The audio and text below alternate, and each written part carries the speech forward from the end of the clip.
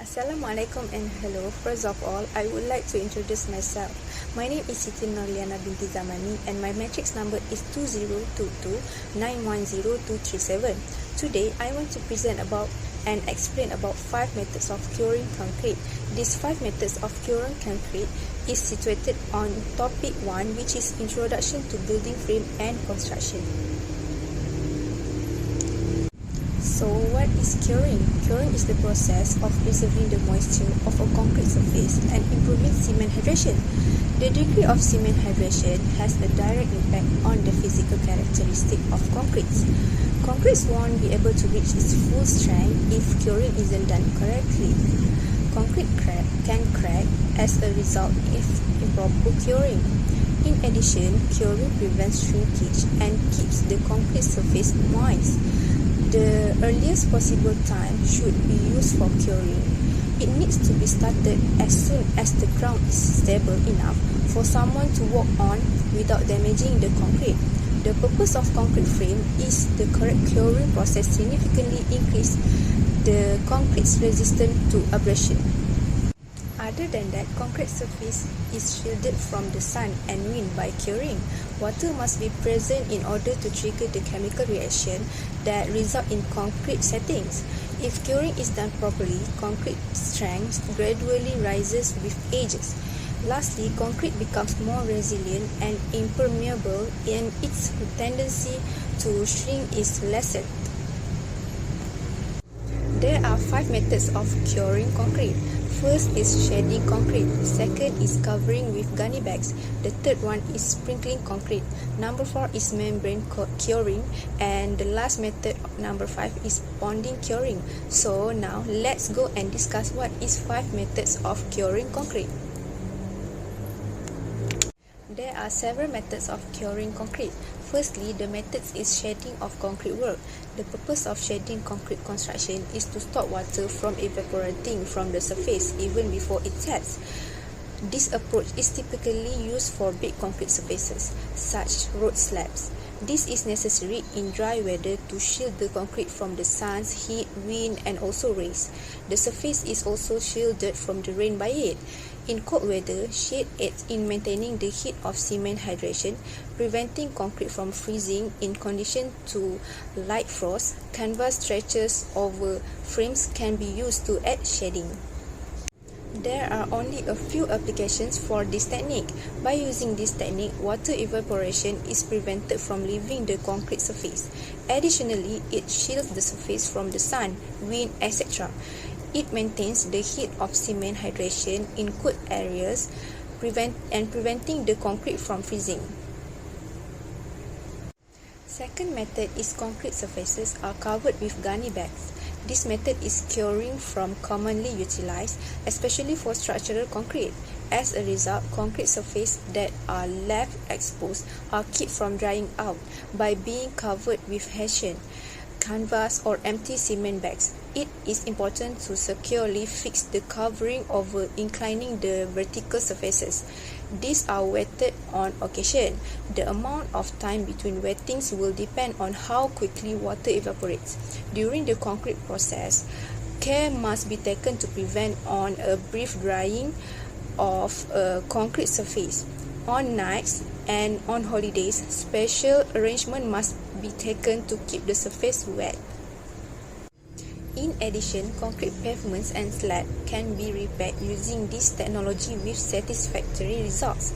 Only the horizontal surface can be cured using techniques covered in the section on water curing. This procedure can be used to cure vertical surfaces in concrete columns and walls. Thirdly, the method is continuous water sprinkling on the concrete surface promotes effective cure. The main application is for curing floor slabs. Before beginning to sprinkle, the concrete needs to have had enough time to set. A plastic box with perforation floors the spray. Watering small projects can be done by hand. Sprinkle water on top area and allow it to trickle down between the forms and the concrete to keep vertical and sloping surfaces consistently moist. The amount of water needed for this method of curing is greater. Using nozzle, water is sprayed on the concrete using this technique at strategic intervals. Due to the difficulty in maintaining constant moisture on the concrete surface, this method is not very effective. The benefit of this method is due to the constant application of water, concrete never dries. This method is also used for vertical and horizontal surface. This is a very simple way because it doesn't require as much effort as hand curing, and the moisture level won't drop below the desired level like cure manually. Fourth method is membrane curing, also one of the methods of curing concrete. The aforementioned moist curing techniques falls into this category.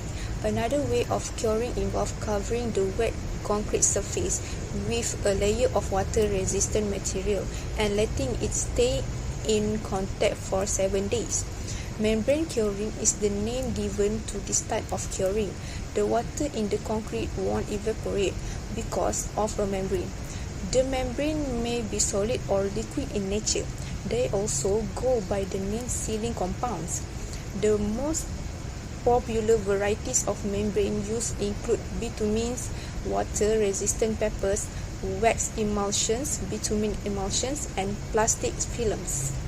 Whenever the time bitumen is put to a surface to cure it, it should only be done after a 24 hours period of gunny bag curing. The liquid alphate is then sprayed all over the surface once it has had time to cure and become invisible from any apparent loose water. This preserves the concrete moisture content. It is sufficient for healing. This approach of healing does not require ongoing oversight. It is advantageously used in locations where there is insufficient water supply for wet curing due to a slower rate of hydration than wet curing. This form of curing is less effective. Additionally, concrete that has been cured by a membrane has less strength than concrete that has been moistly cured. When a damaged membrane, the curing is badly affected. Lastly, one of the best methods is bonding curing. The best treatment approach is this one. It is appropriate to curing horizontal surfaces like floors, roofs, slabs, and the paving of roads and airports. Beams upper horizontal surfaces can also be bonded. The exposed surface of the concrete is initially covered with wet hessian or canvas once it has been placed. These covers are taken off after 24 hours, and tiny clay or sand ponds are constructed across and alongside the pavements. As a result, the space is split up into several rectangles. Between the ponds, water is added. Depending on the atmospheric conditions, these ponds are filled twice or 3 times a day. Despite how effective this procedure is, a lot of water is needed. Ponds easily collapse, releasing water.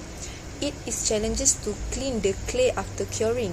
Using bunds of clay, tin mortar, or sand over and along the concrete surface, small rectangular or square artificial ponds are constructed using the ponding process. Depending on the meteorological conditions, little rectangular or square ponds are filled with water 2 or 3 times every day. Although this procedure is quite effective, a lot of water is needed. So, there are the 5 methods of concrete curing. In conclusion, curing makes sure that the cement is hydrated, which improves its durability and strength. Curing is the process of maintaining the proper temperature and moisture for a prolonged period of time after concrete has been placed. The curing of concrete is frequently left to the workers' comfort and discretion, and no precautions are made to guarantee that it is done correctly despite its critical role in concrete building. Site engineers and managers need to make sure a lot of effort to ensure that the curing is not neglected while working. The finest results are obtained when the masonry concrete or plaster is allowed to dry slowly. Drying and wetting in succession could be dangerous. By utilizing the finest practice available, it is crucial to develop plans for the necessary resources in order to maintain optimal level of concrete curing. These studies findings suggest that curing concrete with curing compound may be an efficient way to prevent the concrete from drying out too much, which enhance the concrete's qualities in comparison to uncured concrete. So, we have already looked at what are the 5 methods of concrete curing. That's all for me, and thank you. Assalamualaikum. My name is Nabila Najwa binti Muhammad Sharifuddin and my matrix number is 2002-961467. Okay, so in today's video, I will explain a few advantages and disadvantages of different type of roof. But without further ado, let me explain on what is roof. So roof is an external upper covering of a building, including the frame for supporting the roofing materials. It is one of the important components to build a building and act like a shelter and protection element to a building. Okay, so now let's look at the first type of roof in my group, which is gable roof at Jalan Kijang 2, Taman Saintex, Alpinia, Pasir Gudang, Johor. A gable roof is a roof sloping downward in 2 parts from the central ridge, so it will form a gable at its end. The advantages of gable roof is it acts as a strong drainage. The slope of the gable roof acts as a powerful drainage system, and the angle peak will just allow the precipitation to flow off naturally, like water and snow. For instance, in places with heavy rain and snowfall, gable roofing are the favorite option for homeowners because their steep slopes enable efficient water drainage and the removal of heavy snow loads. Okay, so after that, the gable roof is simple to build. Gable roof have the advantage of being relatively easy to construct, which speeds up the process compared to other roof designs. In addition, gable roofs are more affordable to build than the other type of roof, even though the cost of roof greatly changes depending on the material utilized. Gable roof also give more space area because with high ceilings and better ventilation, you can make the most of limited square footage without having to sacrifice any living spaces. Better ventilation for entire house and additional surface area in the attic are two anticipated advantages that homeowners receive from a gable roof. Okay, now we'll move on to disadvantages of gable roof. Firstly, it is very vulnerable to high wind. A gable roof is probably not a wise choice if you live in a region with strong winds. Strong winds can cause damage to steeper roofs, such as gable roof, which are more susceptible to sustainage damage. Other than that, gable roof need to be repaired frequently, which compared to flat or hip roof designs, gable roofs are more vulnerable to wind damage. Even if you live in a local where there isn't long hurricane season, the occasional storm could also cause damage to the roof. Okay, lastly, gable roof can collapse easily if it is constructed poorly. A decent gable roof can last for a very long period of time if the materials are utilized and the structure is supported correctly. The roof may collapse if the frame is improperly put. Okay, now for the second type of roof, which is hip roof. It is located at 23 Lorong Bentara, Jalan Tunku Bendahara, Kulim, Kedah. Hip roof is type of roof which all sides slope downwards to the wall, usually with a fairly gentle slope. Hip roof is a more stable structure. The structure exterior is strengthened by the slope design in all four sides, making it more resistant to weather conditions like high wind, heavy rains and storms. For homes in areas with severe weather, heat proofing is the best option. The next advantage is it improves curb appeal. A heat roof has distinct design that set it apart from other structure. As a result, heat roof is the best option for someone who is seeking for more traditional appearance. Okay, lastly, heat roof can deliver extra living spaces. At the top of the property, a room created by the solitary addition serves as a lookout point. Its roof component is separate from the rest of the design, but can be easily added to a house if we need a little extra room. Okay, but unfortunately, heat roof have a higher risk of leaking than certain roof styles because of their seams. Heat roof is highly likely to allow water infiltration.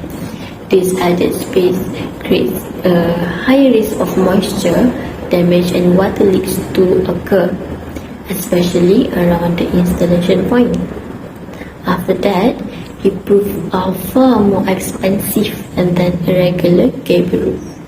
This is mostly because they have a complicated shape and need more roofing materials than a normal gable roof. Heat roofs are more expensive to construct because they use a complex design that needs more materials. And the last disadvantage is it is challenging to achieve ventilation for heat roof. A heat roof equalized slopes make it more difficult to install adequate ventilation. This problem may cause moisture to accumulate in the top of the building, which could result in the growth of mold that could be harmful to the occupant's health. Okay, now we move on to the third type of roof in my members' residential area, which is flat roof. At Kampung Sri Paya, Kulai, Johor, flat roof is a roof which is almost level in contrast to the many type of slope roof. A roof having no slope, one with only slight pitch. The first advantage of flat roof is it is easy to repair and maintain. Maintenance is crucial when it comes to a long-term investment like roof. With a flat roof, you can conveniently climb out there to perform routine gutter inspection, remove leaf and other debris, and perform just about any other simple repairs. And secondly, the durability for flat roof is high. High-performance membranes that are incredibly resistant to adverse weather conditions are a feature of modern flat roof. A flat roof will continue to look excellent year after year, unlike more brittle roofing materials like clay and tiles that are susceptible to breaking or cracking. Lastly, one of the main advantages of flat roof is it has a proper space utilization. You can move around and use the roof in a variety of ways with a plenty area to spare. Since the flat roof don't have slanted overhangs, your home might benefit from a more natural light. Flat roof don't have slanted overhangs like pitch roof do, which frequently block light from entering your home. Okay, for the major problem with flat roof is it have a poor drainage. Yes, flat roof do have the modest slope that allows water to escape, but it does so far less effectively than a pitch roof. Rainwater has a tendency to pool in the roof, which could result in leaks or materials damage. Next, flat roof type is high maintenance cost because of its flat design. Flat roof require more upkeep than pitch roof, which might be expensive in the long run if you're not keen on doing all the work yourself. The expense of maintaining a flat roof can increase due to potentially serious leaks. And lastly, the stability of flat roof reduces as its area grows. Large flat roofs in particular have a propensity to be less stable. Flat roofs are less stable and naturally less able to support weight. Okay, we move on to the last type of roof for our group, which is shed roof. This type of roof is situated at Taman Malaya Jaya, Ampang, Selangor. A shed roof is similar to a flat roof but has a more pitch. It is frequently used for additions or with other roof style. Shed roof has an effective water shedding.